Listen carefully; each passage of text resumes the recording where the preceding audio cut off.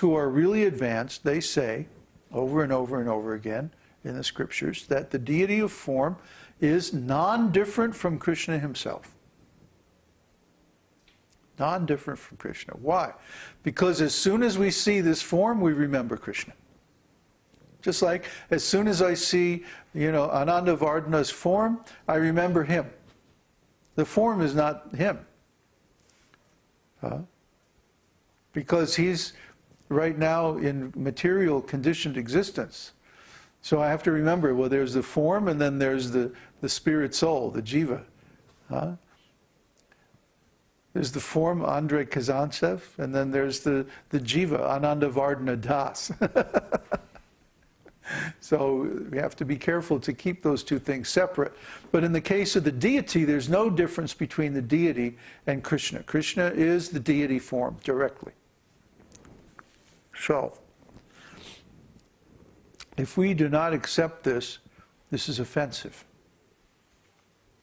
And then there's a long list in Nectar of Devotion, I think it's chapter 8, of offenses to be avoided. And we should become familiar with all those offenses and don't perform them, don't do them. Avoid them like anything. Because if we don't, then we are contaminated with this anartha of offenses to the deity form of the Lord. Deity worship is very, very powerful and very, very important.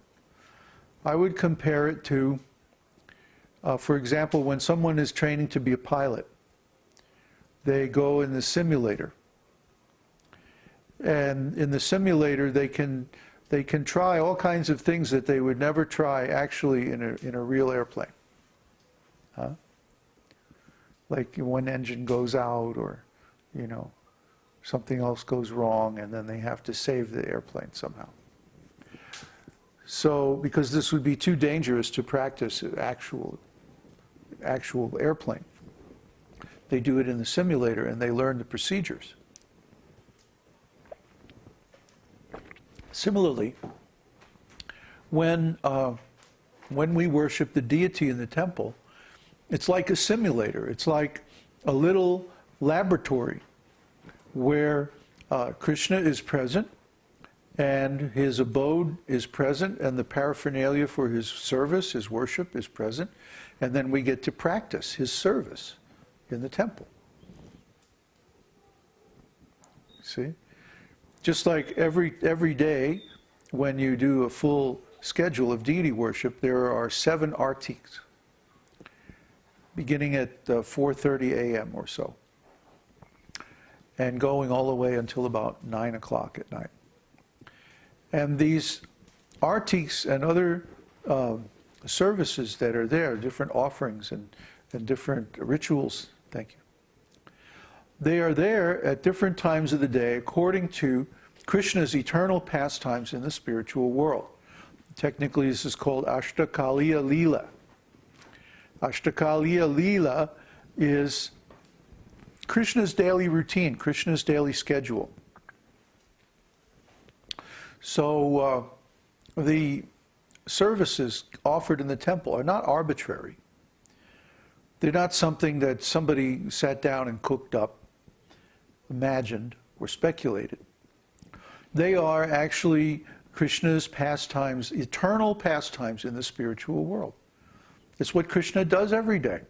And simply he's doing it in his deity form in the temple. And then we get to practice having a service role in Krishna's pastimes, which is what we're going to be doing in the spiritual world. So without becoming thoroughly familiar with deity worship, it's very difficult to attain our eternal identity. It's very difficult to shift our perspective from a material perspective of enjoyment. In the material world, everybody wants to enjoy. But in the spiritual world, everybody wants to serve. So how do we change our mentality from enjoyment to service? Well, we practice in the temple. We practice by attending the different services in the temple, and we practice by offering service and offering our help in the temple. See, the temple is like a little simulator, a little model of the spiritual world. And there's even a little model of Krishna. You see? So in this way we practice our roles. We practice our activities in the spiritual world. And we get to the point where we can relish service activities. Right now we're conditioned to relish enjoyment activities, which are not really our eternal position. So we have to overcome that conditioning. How can we overcome that conditioning unless we replace it with a different conditioning? And the deity worship is the means to do that. So if we neglect or minimize the service of the deity in any way, this is an offense which will be an anartha that will stop us from attaining the actual pure path of Krishna consciousness. And then there are offenses to the jivas. Whether or not a jiva is a devotee has no bearing on this. We should not be offensive to anyone. We should not be offensive to any living entity. Because all living entities are devotees of Krishna underneath their material conditioning. See? Their actual eternal identity is, just like ours, Nitya Krishna Das, eternal servant of Krishna. So when we see another living entity, whether in an animal form or a human form or even a plant, we should endeavor not to give them any pain or any anxiety.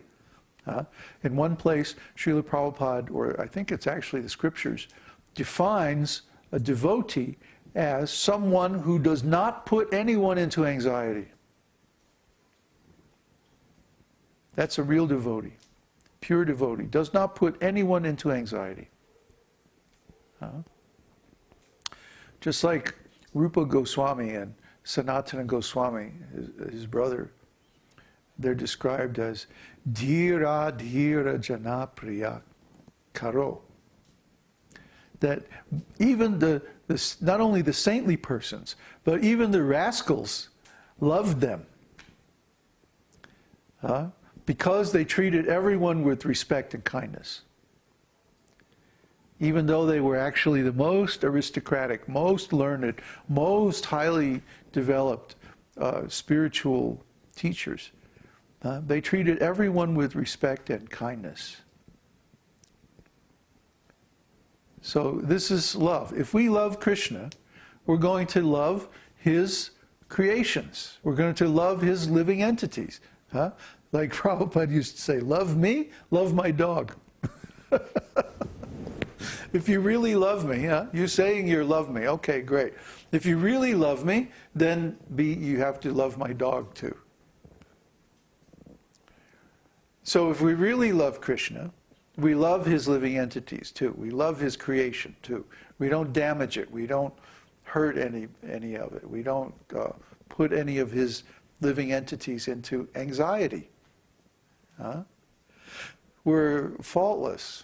We're harmless. We are, we're loving Krishna's dog. Like my favorite activity is serving the devotees. You know, like I love to write and instruct people how to advance in Krishna consciousness. I love to even go to the store and pick up food and things like that to serve the devotees. Because the devotees, they're not only Krishna's dog, they're Krishna's servant. So we should certainly go out of our way to serve the devotees nicely and not put them into anxiety, not create any troubles for them, but have to develop a mood of hospitality and care towards the devotees. And anyone who can do this becomes so blessed, becomes so advanced, that because Krishna will give them extra special mercy. You know, I quoted that verse yesterday, what's it, 1857, that Krishna says that there's never going to be a devotee who's more dear to me than one who explains the supreme secret to the other devotees. There is no more dear servant, and there never will be a more dear servant than him.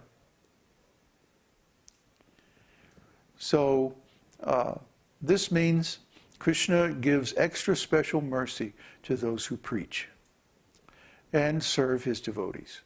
And especially if we serve them in such a way that helps them develop their Krishna consciousness. This is what Krishna wants. This is how you become dear to Krishna. If you really want to become advanced in Krishna